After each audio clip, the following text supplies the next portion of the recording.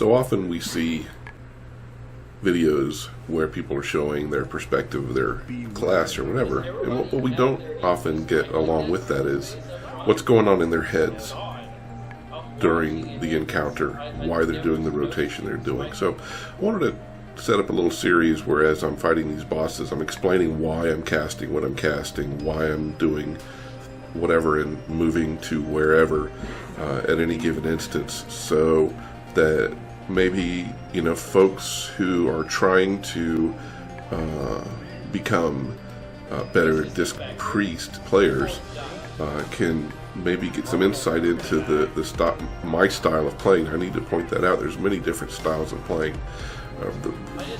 My style tends to be more of an AoE type style, and you know, the decisions I make are reflected in that approach. So with this series, hopefully I can impart some knowledge and help some folks improve their skills playing disc. Alright, King Rastakahn. I always tend to position myself where you see me here in the room, mainly because I need to be in range to heal my off-tank who is behind me. And I've also found that this is a spot where the frogs tend to not attack. So I'll sit right here. Generally, I will you know, get as many atonements out, and when the meteor comes up, I'll run in and throw a barrier in the middle, because the person with the meteor is running to the middle to have a shared soak. So I'll throw the barrier down, run to the middle, stay here, avoiding the frogs. I do keep an eye out just in case. There's a lot of raid-wide damage going out here, so I'll be doing halos and shadow covenants as I can, and again having as many atonements up through radiance and extended through evangelism as possible. This frog actually came to my spot. That's very unusual, but that's how it is. So stay here, do my atonement healing, attack the particular mob that the raid leader is indicating is the target at the moment, and just avoid stuff on the ground.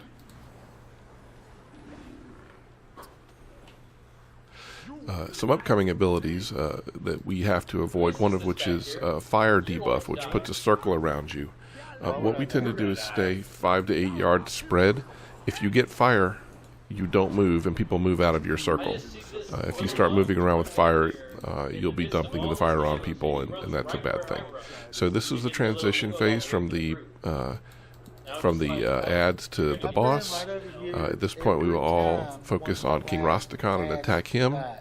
Now, when one of your folks gets the totem on them and gets mind controlled, you have to be careful and not attack them. You have to attack the totem itself. There will continue to be frogs here. Try to stay in range of both tanks without getting the Bwansamdi debuff, and continue with the atonement healing and shielding as necessary. Also watch for frogs. As you saw, one just jumped right over my head. Now there's an ability called Death's Door that people will get in this. It's a debuff that when it expires drops a Death's Door down. Your raid leader will tell you where to place yours. We place ours by the front door. There will be a point where you'll see me get Death's Door, and you'll see me run off to go drop that at the doorway. So we continue doing as much damage and atonement healing as possible until we phase. I have always been on the live side, so I will be on the upside, continuing to attack Rastakahn. And so when see, here's a fire, and you see that we're far enough spread with there was not an issue with passing it around. But when we transition to Rastakahn, you'll see I will get on the far side of Rastakahn to make absolutely sure that I do not get sucked into the undead side.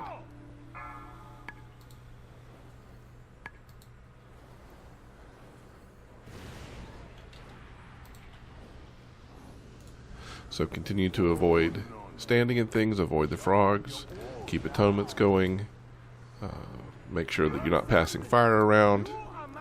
And here we're transitioning, so you'll see me, I'll run to the far side of Rastakahn, make sure I don't get sucked down into the under world.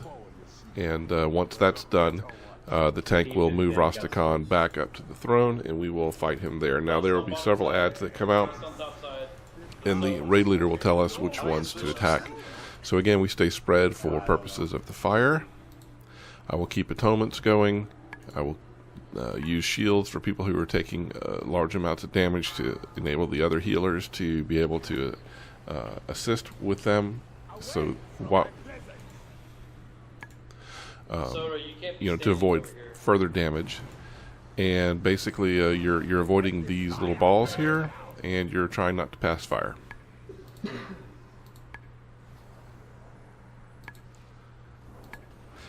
At this point, we're just tanking and spanking the ads, avoiding the small. Okay, so you see, I get a death store here, and I'll run it over here to the main door using my body and soul as a speed boost. So I dropped it.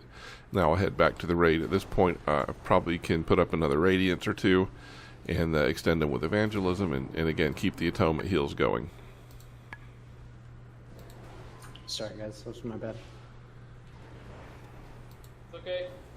So at this point, what we're waiting for is for the lower group to get Bonsamdi down, I believe, to 50%, I think it is.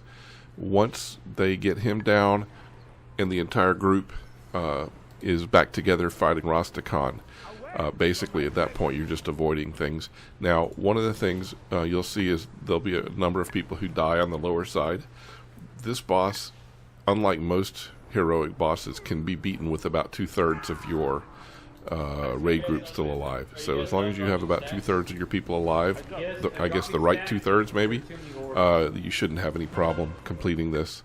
So you avoid passing fire, avoiding the bubbles, and damaging the ads and waiting for the lower folks to finish Bonsamdi off. Once he does, everybody focuses on Rastakahn. You keep up group atonements as much as possible, and you avoid things.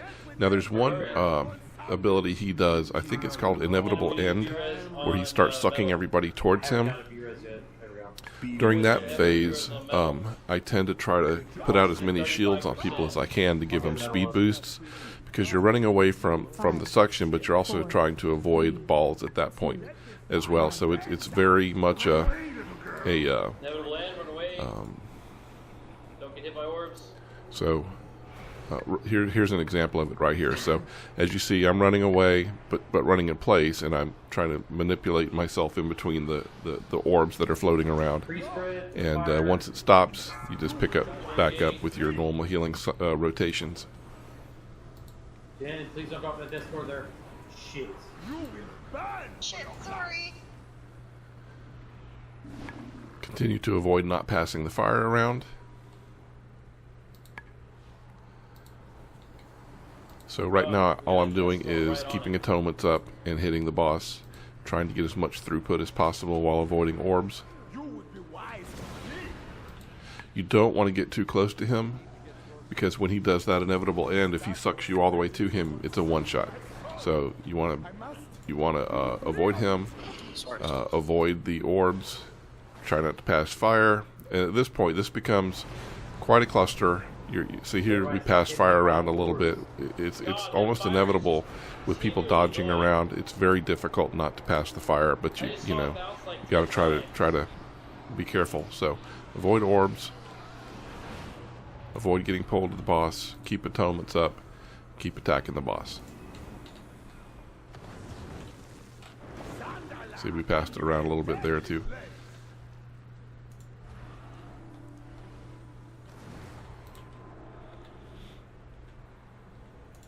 At this point now, all you're trying to do is get as much damage on the boss as possible to finish off the fight.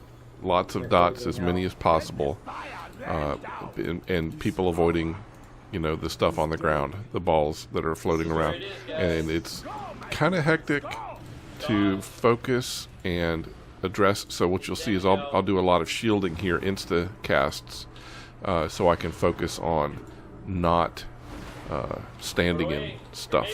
So I just got hit by a ball a little bit there, not much. But I do a lot of instant cast and hardly any atonement healing here. It's just not practical to stop and cast Radiance and cast Smite. You really can't stop moving at all. And basically, dot him up with Shadow Word Pain, don't pass the fire, a lot of shielding, a lot of penance, attack, penance, and Shadow Covenant. Again, these things that I can do that are insta attacks and that allow me to be mobile. And with that,